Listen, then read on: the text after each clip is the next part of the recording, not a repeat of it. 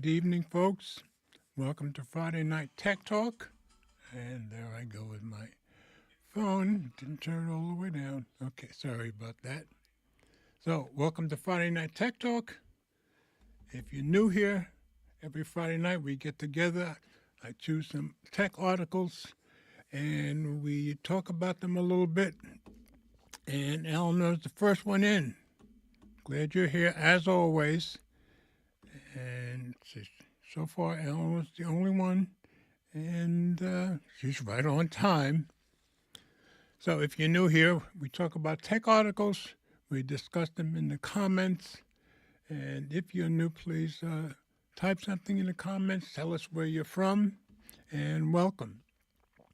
As I said, we do this every Friday night at this time, simulcast on both YouTube and both of my Facebook IDs, which is Mobile Geezer or George Hayes. So if you click on the QR code up here in the corner, that'll take you straight to the show notes for tonight's show and show you all the articles that I'm going to be talking about. If there's a big event during the week, I usually try to come up with an article about that. And yes, I know CES is just finishing up in Las Vegas, and there's tons and tons and tons of videos and articles about that. But I do mention a couple of things that were brought up in CES. So, of course, we'll do that. But so you can go to the QR code to go to the show notes. And as always, I'll show you the show notes on my website. So I'm going to share screen here.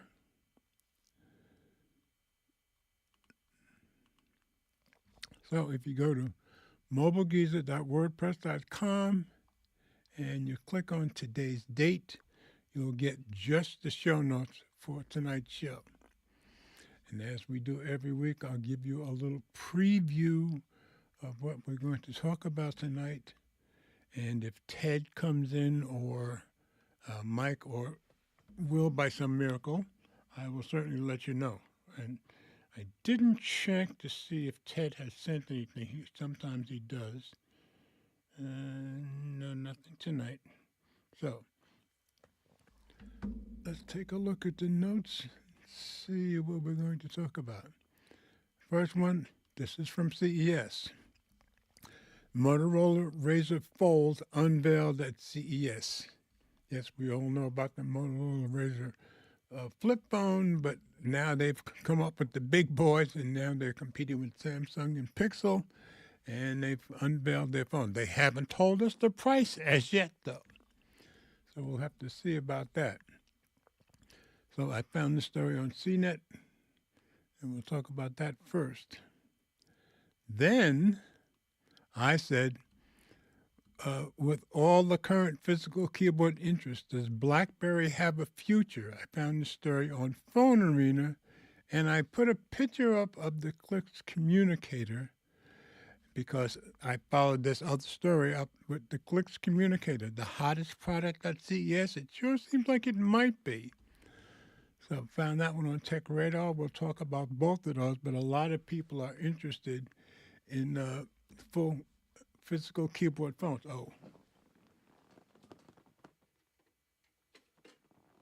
Which reminds me, you guys know that I have the Unihertz Titan 2, and yes, you can see it does have a full physical keyboard, but this is unlike the Clicks. They look very different. I'm sure very different feels, but we'll go over that story. Then I found the story and I put it up last night, and I only found a couple of stories about X's chatbot Grok under investigation for spreading sexualized images. But today there are a ton of videos about it, and Elon seems like he's not taking the responsibility that he should be taking, but we'll talk about it. Found that story on Mashable. And it's, from what I've seen of some of the videos, it seems like that's pretty gross stuff. So, then, interesting story. A wireless charging highway coming to Florida. Found this on Mashable also. So I guess we're going to start having wireless charging highways. Now, this is a short one. And of course, most of you know, Eleanor and I lived in Orlando for 17 years. So this is not far outside Orlando, and I know exactly where they're putting this road. But it's not a long road. I guess it's expensive to maintain this type of thing, but I just thought it was an interesting story. And lastly, Dell is admitting most consumers are not buying PCs for AI. If people are sick and tired of AI getting thrown in their face, I don't think it's going to stop anytime soon. But I just thought it was an interesting story on The Verge. So that's all the stories that I'll have for tonight. So I'll let you know if Ted or anyone comes in. And meanwhile, we'll go back to our first story. And as usual, if it's only me, usually it's a pretty quick show. Last week was kind of long, even though it was just me, but I guess I picked longer stories, not so much tonight. So, first story. Motorola Razr Fold unveiled at CES. I took this one from CNET. Motorola Razr Fold debuts to take on Samsung and Google's book-style phones. The Razr Fold has a bigger cover and main display than the Galaxy Z Fold 7 and Pixel 10 Pro Fold. Is everything we know about Motorola's upcoming phone, and what questions linger? Yeah, like price is one of those questions. And this was written by Abra Ahiti 3 days ago. So let's drop this into reader view and get rid of some of these ads.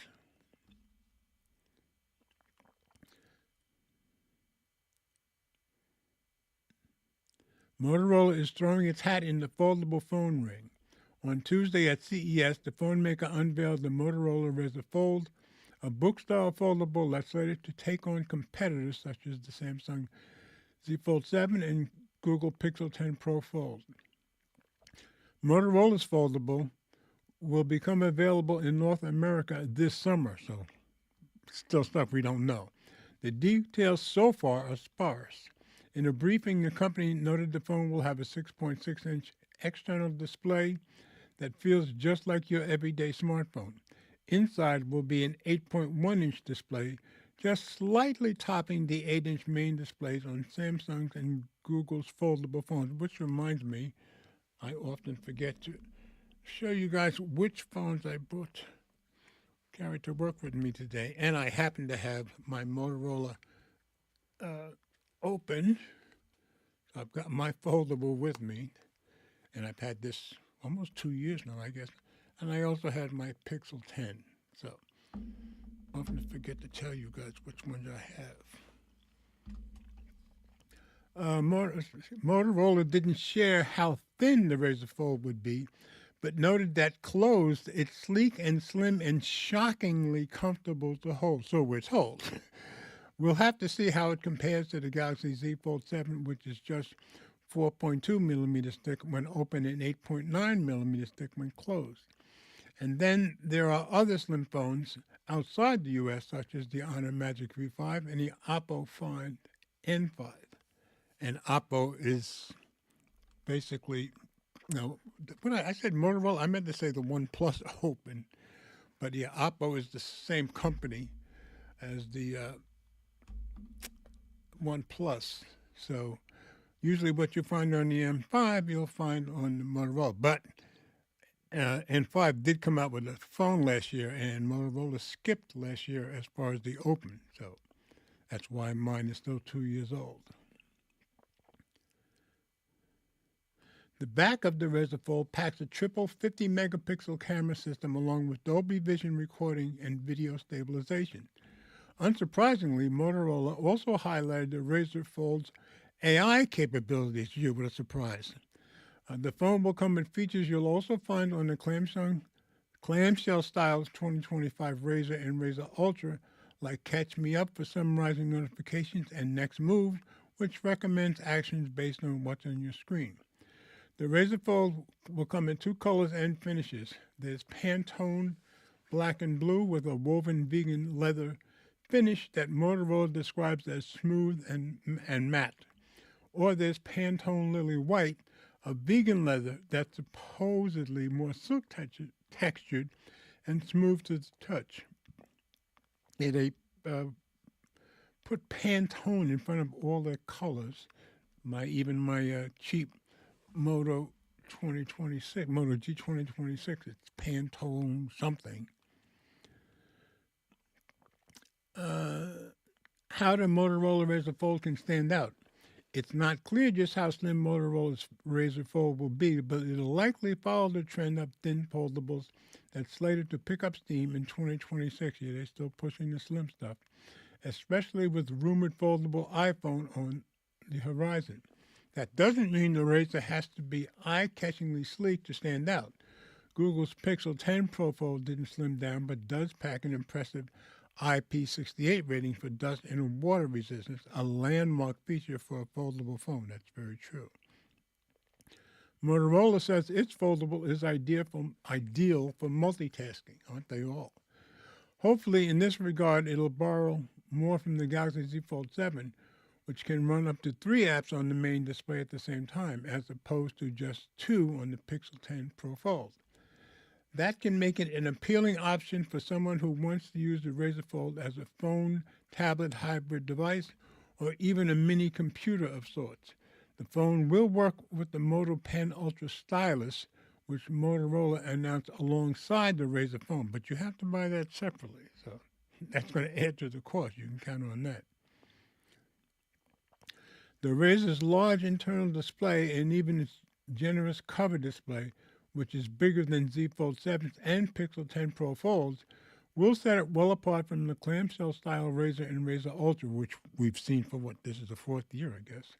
The design of those flip phones leans heavily into nostalgia, and their square-shaped cover screens are great for firing off a quick text, glancing at notifications, and quickly navigating music controls. But the Razr Fold introduces an entirely new use case to the Motorola lineup, allowing people to watch videos in a larger format, read and note text more seamlessly, and have multiple apps running at once. Hopefully the battery will be robust enough to keep up for the full day of heavy use, as well as powering those larger displays. Camera quality will also determine whether the Razr Fold stands out. Both the Galaxy Z Fold 7 and Pixel 10 Pro Fold pack solid cameras. Now remember, up until last year or so, the cameras on the Folds were pretty much the weak point. I think that's changed. Both the Galaxy Z Fold 7 and Pixel 10 Pro Fold pack solid cameras, demonstrating just how far foldable phones have come in recent years. That's true. However, the Razr Fold will also snap photos that are comparable to those on a non-folding high-end phone. Let's hope that's true. The biggest question also remains a mystery. How much will a Razr Fold cost? Yeah. With competitors like the Pixel 10 Pro Fold starting at $1,800 and the Galaxy Z Fold 7 starting at $2,000, Motorola's book-style foldable likely won't be cheap. Even its clamshell-style 2025 Razr Ultra starts at a hefty $1,300. Motorola hasn't shared information about the Razr Fold's processor, which will further determine which end of the price spectrum the phone lands on.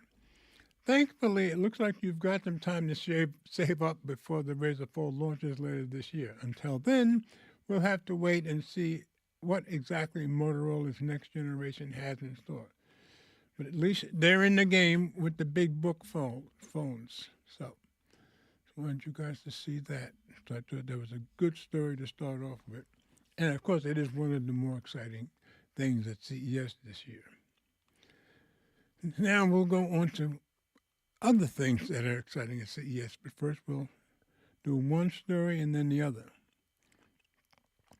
With all the current physical keyboard interest, does BlackBerry have a future? Now, Phone Arena brought this question up, and considering that some of us are buying physical keyboard phones now, it's probably a decent question.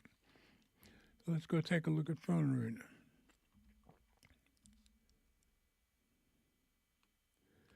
Give me back my BlackBerry. Why do people still want a BlackBerry phone?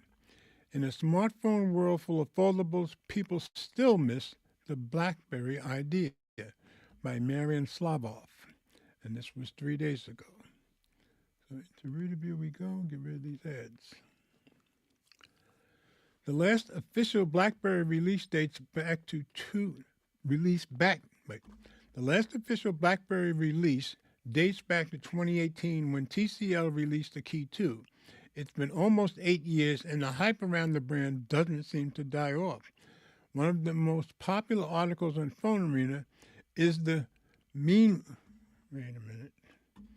Let's drop this out of read review and see if that doesn't come up a little bit better.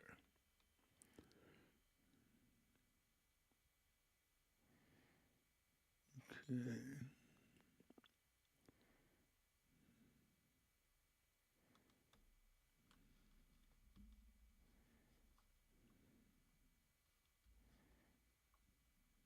It seems to show up differently when I put it in and take it out. Anyway, let's go back into read review. Meanwhile, several companies are trying to capitalize on that, launching BlackBerry phones or devices inspired by the iconic design. Why do people still want a BlackBerry phone in a smartphone world where big screen foldables, AI, and augmented reality glasses are believed to be the future? What's so special about BlackBerry? Several companies trying to reboot, copy, or launch BlackBerry-inspired devices have to show something. Clearly, these companies have done their research, and one $700,000 Kickstarter project also proves it. And they'll be talking about that further down. There's an unwavering interest towards BlackBerry phones, even today, when we have tri-folding phones and AR glasses meant to retire the smartphone for good. Yeah, that's not working. What's the secret?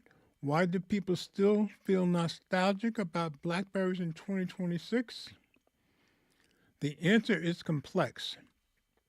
BlackBerry was one of the first brands to focus on real mobile productivity. It took the best ideas from Palm PCs from the past and incorporated them in a modern mobile device. Before iPhones and modern Androids, BlackBerry phones were able to read and reply to emails instantly, a game changer in the business world. Yeah, nobody else could compete with them back then. Couple that with the fast and comfortable physical keyboard, and you get a winning recipe. BlackBerry smartphones also introduced read receipt, I think it should say receipts, private chats, and delivery confirmations. All the communication was end-to-end encrypted, adding necessary security layer on top of productivity. The BlackBerry phone was the ultimate mobile work terminal, capable, secure, and quality made. For me personally, BlackBerry always stood for serious business. Back in the day, you got a BlackBerry to do stuff, not to fool around. In today's culture of never-ending entertainment, the smartphone is marketed as a fun device. Granted, there are productivity features, and sometimes those even make it to presentation slides during launches. But I feel companies want to peddle smartphones as a lifestyle entertainment machine. What happened to BlackBerry? Shortly after the BlackBerry Key 2 was released and BlackBerry's licensing deal with TCL ended, a new one was signed with Onward Mobility and Foxconn's FIH unit. In August 2020, Onward Mobility announced that it's working on a new BlackBerry 5G model, a successor to the Key 2 called the Key 3. BlackBerry then sold off the remainder of its mobile patents for $600 million, showing the company had no interest in licensing its name and patents anymore. The BlackBerry phone was officially pronounced dead. The latest release involving the BlackBerry name was a movie from 2023 about the rise and fall of the company. What came next? Attack of the Clones.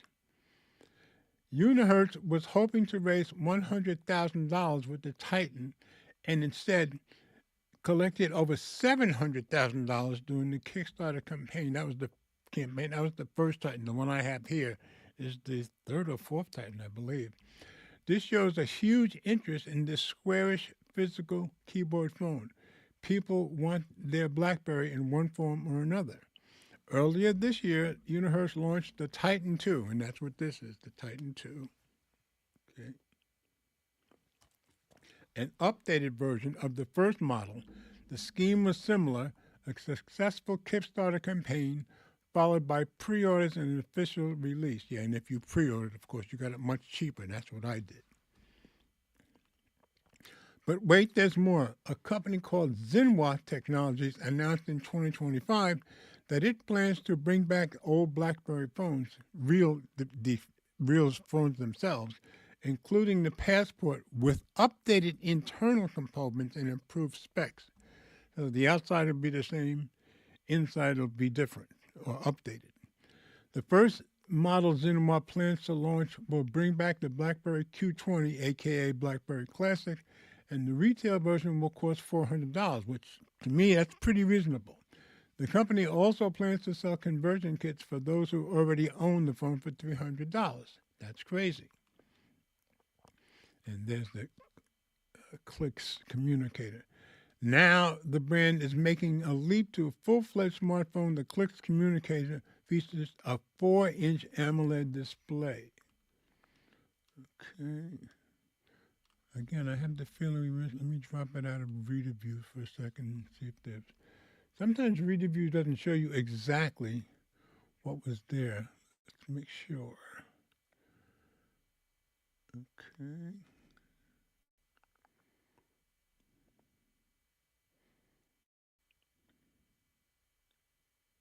Okay, yeah, see, this wasn't shown on ReaderView. Finally, the last attempt at the BlackBerry formula is called the Clix communicator. Many of you have heard about Clix. Michael Fisher's, Mr. Mobile, accessory company then made headlines selling a physical keyboard case for phones.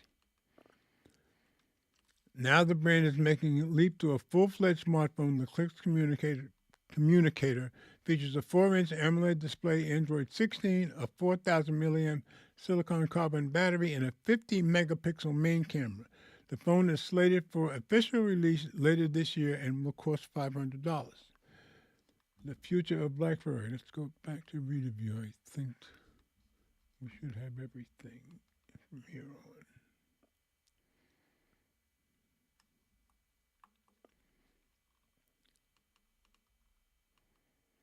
As exciting as it might be, the resurgence of the BlackBerry design and brand probably won't happen. I wouldn't be too sure about that. Not on the scale many people, including myself, are hoping for. Well, that could be true. But all this highlights a very important takeaway that modern Android and iOS phones shouldn't ignore. People missed a robust productivity phone with impeccable security. Launching BlackBerry clones with Android won't cut it. Well, we'll see. And slapping a physical keyboard onto an iPhone won't do the trick either. We need a new approach to mobile phones, or at least the option to have a secure, business-oriented device, and not one from an obscure Chinese company, but a popular flagship. So my next story is about the Clix communicator, so we'll go into that with a little more depth. So it's just interesting that there's so much interest in it. Okay, now the Clix communicator, the hottest project at CES, that's kind of my impression. Everybody wants to get a hold of one. Of course, the physical product isn't quite made yet. It'll be coming out later, but you'll see that in this article. Oh, and this was on Tech Radar. Missing your BlackBerry? The Clix communicator brings back the physical keyboard and the 3.5 millimeter headphone jack. And this was by David Neeld, published 3 days ago. It's time for a trip back to 2006, only with modern Android. So ReaderView, let's hope we don't get anything cut out. It's been a long time since a proper BlackBerry phone was available on the market, but Clix is bringing the idea of a physical smartphone keyboard back for 2026 with the new Clix communicator, one of the many new gadgets being shown off at CES. Oh, and I should mention the Unihertz Titan 2. It does a nice job. It's chunky, but it does a nice job, and it's just very, very much, at least all the people who've had Blackberries in the past say it's very much the same. Not exactly the same, but much the same.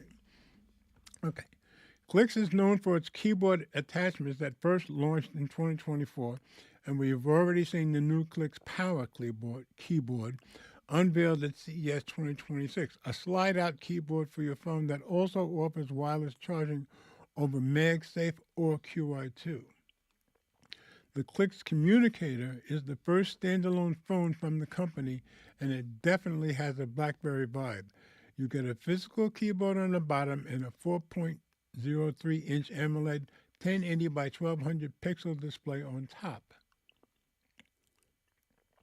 Android 16 is on software duty, but it's wrapped in a custom version of the Niagara launcher. Messaging and productivity apps like WhatsApp, Slack, and Gmail are front and center, though you can install any app you like from the Google Play Store. Focusing on productivity, and they have all these different backs you can get for it too. A variety of back cases are available. The emphasis here is very much on messaging and productivity, with everything else pushed to the side. There's just a single 50-megapixel rear camera, for example. It's mostly for getting some serious typing done on the go. There's a 4,000 milliamp battery inside and 256 gigabytes of internal storage. In a double nod to the phones of yesteryear, you get both the 3.5 millimeter audio jack and a micro SD card slot, which lets you up the onboard storage to a maximum of 2 terabytes. Clix even suggests you might want to use this as a secondary phone alongside your main one, so you can use it either way, as a standalone or secondary. It's definitely made to appeal to fans of Blackberries. For work on the go, there's a neat side button for quickly recording voice memos as well. You can also get swappable back covers, which you saw just before this, for the Clix Communicator if you ever want to change up the style.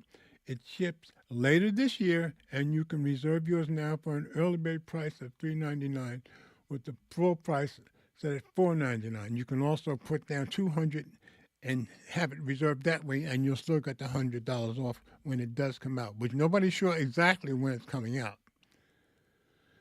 So that seems to be one of the big exciting products at CES this year, and a lot of people are excited about it. And of course, we all love Michael Fisher, Mr. Mobile, so I guess we all tend to lean into trusting him. And of course, their keyboard have been very successful. So those are the two big things that I took from this week's CES. Like I said, you want to know the rest about CES, there's millions of stories and millions of videos, or tons of videos anyway. All right, nothing else new in the comments. X's chatbot Grok under investigation for spreading sexualized images. And from what I gather, they've been spreading some bad images, even of kids. So this is something to take very seriously. And there's 3 countries involved in this one, and I'm sure more to come. This was on Mashable. Grok under investigation for sexualized deepfake generation. India, France, and Malaysia say they are cracking down on the Elon Musk-led company. And I don't think this is some of the Elon dislike that people have. It was just bad stuff that X doesn't seem to be doing much about so far. I think the pressure is going to make them clean this up, though, because it sounds like it's pretty disgusting. So this was from January 5th by Chase DiBenedetto. And the reason I don't have as much trouble with the Italian names is I'm in Jersey, so I'm kind of used to that. All right, into reader view.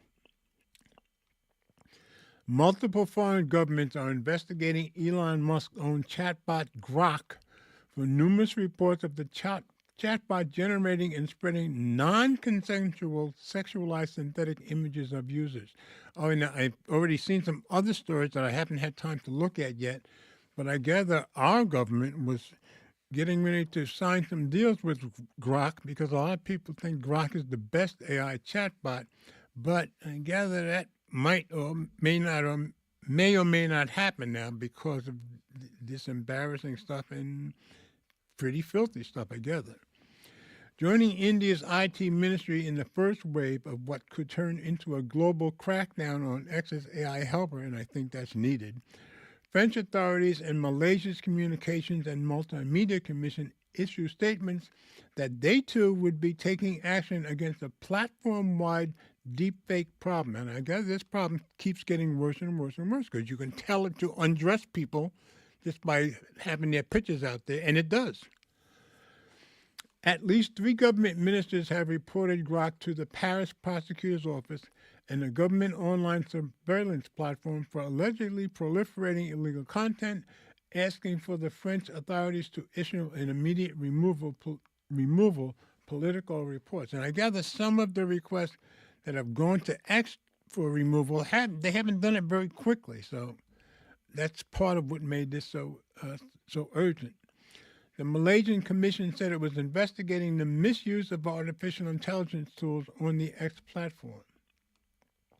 Meanwhile, X was given 72 hours to address concerns about Grok's image generation and submit an action taken report to India's IT ministry outlined in an order issued on January 2nd. So I don't know if they did it within the 72 hours.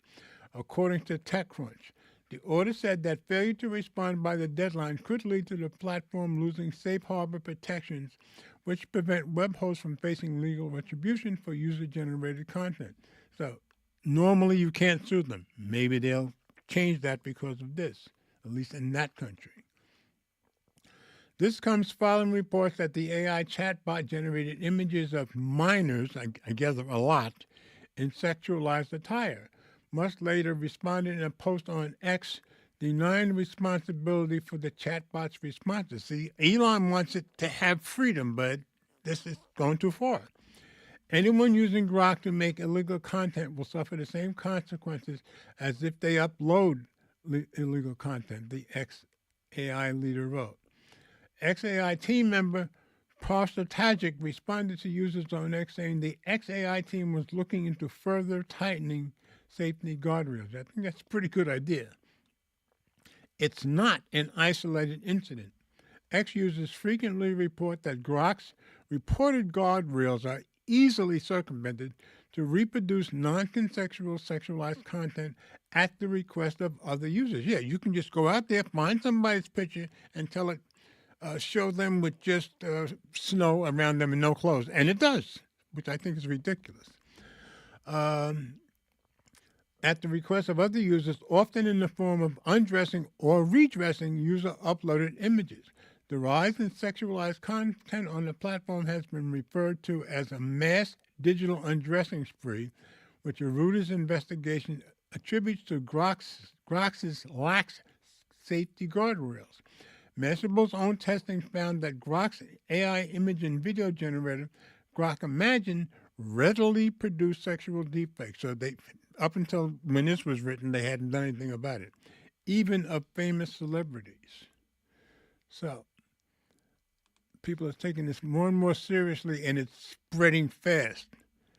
Hey, Annie, glad you're here. All right, so moving on. Got 2 more stories. This one I thought was really interesting and kind of surprised me. A wireless charging highway coming to Florida. Found this on Mashable. Again, it's not a long story, but it's very interesting. A new Red State highway will feature wireless EV charging. Could charging stations become passé? And I gather with the expense, my guess is no, but we'll see. And this was by Neil Braverman on January 2nd. So let's go to read a view.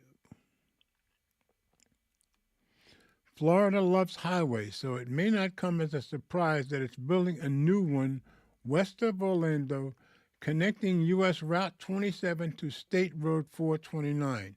And for those of us who lived in Orlando for years, that's just west of Orlando, just barely off Disney property. So I know Route 27 well. And Eleanor and I belonged to a motorcycle club down there, and we used to take rides down to Sebring on Route 27. So building that route from 27 to 429, it's not going to be a long road, but it's probably going to be an expensive one, I gather. The new highway, known as the Lake Orange Expressway or State Road 516, is notable for its 21st century features, which include technology that wirelessly powers electric vehicles. So we're not quite at the Jetsons, but I guess we're getting there. A small portion of the freeway, approximately 3/4 of a mile, see, I told you it wouldn't be a long stretch, will feature inductive charging coils installed underneath the road, according to TechSpot. The charging apparatus utilizes a magnetic field to send power upward and requires an attachable receiver that can transfer up to 200 kilowatts as the vehicle drives over the surface. So my guess is having that in your car is going to be a very expensive proposition also. This technology will allow vehicles, most likely EV trucks and buses, to extend their range, but will not allow a full charge. E-highways are not a new concept. I didn't know that. I thought they were. But they typically require overhead wires and special and expensive infrastructure on the electric vehicles. I figured that. While the forthcoming Lake Orange Expressway will offer tangible benefits to EVs when it fully opens around 2029, it will also serve as a test run for similar projects that allow charging without stopping. If successful, it can also address other impediments to large-scale EV adoption, like the dependence on massive battery packs and the cost and complexity of building charging stations. States like California are investing billions in new charging stations with over 200,000 already in place. Yeah, they have way more charging stations than anybody else. So, a short story. Besides wireless charging, State Road 516 will also feature, get the solar panels for nearby infrastructure, wildlife crossings, and shared use paths that carve out space for non-automobile travel. So just thought it was interesting. So like I said, it's only 3/4 of a mile, just that stretch that's going to have the charging. And knowing that area as well as I do, my guess is the entire length won't be more than about 10 miles or so, or less. So that's pretty close to Orlando. I just thought it was very interesting. We really are moving into the future here. So I've got one more story left. Let me get a quick shot of my green tea.